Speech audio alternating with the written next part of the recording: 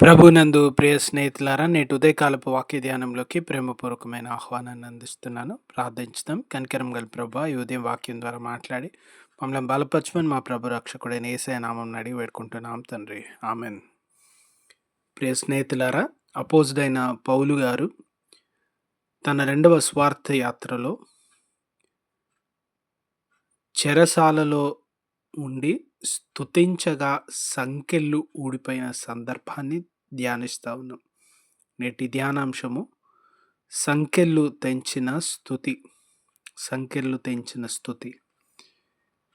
పౌలు గారు, శిలా గారు మాసిదోనియా ప్రాంతంలో ఆ జిల్లాలో అనేక చోట్ల వాక్యాన్ని ప్రకటిస్తున్నారు. ఫిలిప్పీ పట్టణంలో లిడియా గారిని, లుదియమ్మను స్వస్థపరిచి ప్రాణాలు కాపాడి మరలా సమాజానికి అప్పగించిన తర్వాత వారు ఆ ప్రాంతంలో అక్కడ పరిచర్యలు జరిగిస్తూ ఉన్నారు. ఆ సమయంలో వారు తరచూ రోడ్డుపై వెళ్తుండగా ఒక సోదె చెప్పుకునేటువంటి చిన్నది. ఆమె సోదె చెప్పుకునేటువంటి చిన్నది మాత్రమే గాక ఆమె ఒక బానిస పిల్ల. ఆమెని ఒక వస్తువులాగా యజమానులు కొని వాడుకుంటా ఉన్నారు. ఆమె సోది అంటే భవిష్యత్తు తన దగ్గరకు వచ్చిన వాళ్ళకి భవిష్యత్తు చెప్తా అని భవిష్యత్తు చెప్తా ఉంది. ఆమెను ఒక వస్తువులాగా వాడుకుంటా ఉన్నారు. ఆమెతో పని చేయించుకుంటా ఉన్నారు. ఆమెను ఇద్దరు యజమానులు అన్నారు, ఇద్దరు కానీ ఆ యజమానులు వాడుతూ ఉన్నారు వస్తువులాగా. ఆమె ధనం సంపాదిస్తూ ఉంటే ఆ సంపాదన తీసుకుంటా ఉన్నారు. ఆమెకి పోషణ కానీ ఇంకేది కానీ ఎలా జరుగుతుందో మనకు తెలియదు. ఆమె వేదనకరమైన స్థితిలో ఉంది. ఆమె పౌలు గారిని, శిలా గారిని చూస్తూ వీరు సర్వోన్నతుడైన దేవుని సేవకులు అంటూ వీళ్ళ గురించి మాట్లాడుతూ ఉంది. ఆమె శ్రమను, ఆమె కష్టాన్ని, ఆమె దుఃఖాన్ని, ఆమె అనుభవిస్తున్న పరిస్థితిని, ఎందుకంటే అమ్మివేయబడిన స్థితి, తల్లిదండ్రులు లేని స్థితి, బంధుమిత్రులు లేని స్థితి, ఆమె పగలంతా చాకిరీ చేసి సంపాదిస్తే తన సంపాదన ఇంకెవరో తింటున్నటువంటి స్థితి, రోడ్లపైన ఏం లేనట్టు తిరుగుతున్నటువంటి దీనమైన స్థితిని చూసిన పౌలు, శిల గారు ఆమె యందు కనికరపడి ఇటువంటి దుర్భరమైన జీవితంలో ఆమె ఉండకూడదని ఆమెకు ప్రార్థన చేసినప్పుడు ఆమె మీద ఉన్నటువంటి సోద చెప్పే ఆత్మ వెళ్ళిపోయింది.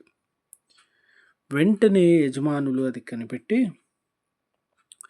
మాకు లాభసాటి అయినటువంటి లాభం పోయింది అని వెంటనే వారి మీద ఉన్నవి లేనివి కల్పించి రోమీలకు తగినటువంటి వాటిని వీళ్ళు చెప్తా ఉన్నారు అంటూ వారి మీద అబద్ధమైన విషయాలన్నీ చెప్పి వారిని న్యాయమూర్తుల దగ్గరికి తీసుకువెళ్ళి వారిని కొట్టించి చెరసాలలో వేసినారు. ఆ న్యాయమూర్తులు వారిని బాగా కొట్టమన్నారు. కనుక వారి బట్టలు విప్పి వారిని బాగా కొట్టిన తర్వాత అర్ధరాత్రి వేళ వారు చెరసాలలో ఉన్నారు. ఇక్కడ ఒక ప్రాముఖ్యమైన విషయం ఏంటంటే, ఒక దీన స్థితిలో ఉన్న ఒక చిన్న ఆడపిల్లని కాపాడి, ఒక బానిస పిల్లని కాపాడినారు. చూడండి, బానిసల కొరకు ఎవరు మాట్లాడరు, బానిసల పక్షంగా ఎవరు రారు, బానిసల కొరకు ఎవరు ఆలోచన చేయరు. ఒక బానిసను విడుదల కలిగించాలి, స్వేచ్ఛనివ్వాలి, మంచి సంతోషకరమైన జీవితం ఇవ్వాలి. ఒక చిన్నపిల్ల ఈ రీతిగా నశించిపోకూడదని వారిరువురు ఆ పిల్ల కొరకు ఒక ప్రయత్నం చేస్తే, ఒక మంచి పని చేస్తే దానికి ప్రతిఫలము వారు నిష్కారణంగా నిందలు మోసి దెబ్బలు తిని ఆకలితో పస్తులతో చెరసాలలో రాత్రి ఉన్నారు. ఇదేంటి ప్రభా, నీ కొరకు వస్తే ఇట్లా జరిగింది అని నిందించలేదు, దుఃఖపడలేదు, బాధపడలేదు. కానీ చెరసాలలో కూడా స్తుతించుతూ ఉన్నారు.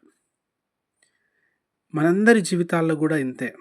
మనం క్రీస్తు కొరకు నిలబడ్డప్పుడు, మేలు చేస్తున్నప్పుడు కష్టం వస్తుంది. ఆ కష్టంలో మనల్ని మనం బ్లేమ్ చేసుకోవడమో, ఇతరులను బ్లేమ్ చేయడమో కాకుండా, ఎవరిని నిందించకుండా దేవుని స్తుతించాలి. శ్రమలలో, బాధల్లో, కష్టాల్లో స్తుతించితే ఏం జరుగుతుందో మనం ఇక్కడ చూస్తున్నాం. అర్ధరాత్రి వాళ్ళు స్తుతించుతూ ఉంటే వారికి కట్టిన సంకెళ్ళు, గొలుసులు ఊడిపోయినాయి, భూమి బద్దలైంది, చెరసాల బద్దలైపోయింది, తలుపులు ఊడిపోయినాయి. అది స్తుతి యొక్క శక్తి. శ్రమలలో స్తుతించినప్పుడు, బాధలు స్తుతించినప్పుడు, కష్టంలో స్తుతించినప్పుడు దాని శక్తి, దాని బలము మీరు చూస్తూ ఉన్నారు ఈ రోజున. ప్రియమైన వారలారా, అటువంటి నమ్మకమైనటువంటి వారిగా ప్రభు కొరకు ఉండాలి. శ్రమలు మనల్ని కృంగదీయడానికి వచ్చిన స్తుతి ఎంత పెద్ద ప్రళయాన్నైనా ఆపేస్తుంది. స్తుతే యెరికో గోడల్ని కూల్చివేసింది. స్తుతే సంకెళ్ళు ఊడిపోయి పడిపోయేటట్టుగా చేసింది. కనుక సమయంలో, అసమయంలో, కష్టంలో, సంతోషంలో, దుఃఖంలో స్తుతించి దేవుని దీవెనలు, ఆశీర్వాదములు పొందాం. ఎటువంటి కఠినమైన శ్రమ అయినా, ఎంత కఠినమైన పరిస్థితి అయినా దేవుని స్తుతించే వారి నుంచి దూరం అయిపోతుంది. స్తుతించగా దేవుని సన్నిధి మన మధ్యలోకి వస్తుంది. స్తుతించగా బలవంతుడైన దేవుడు మనతో ఉంటా ఉన్నాడు. పరలోకపు ఆనందం మనలోకి వస్తుంది. దేవుని కృప మనకు తోడైండును గాక.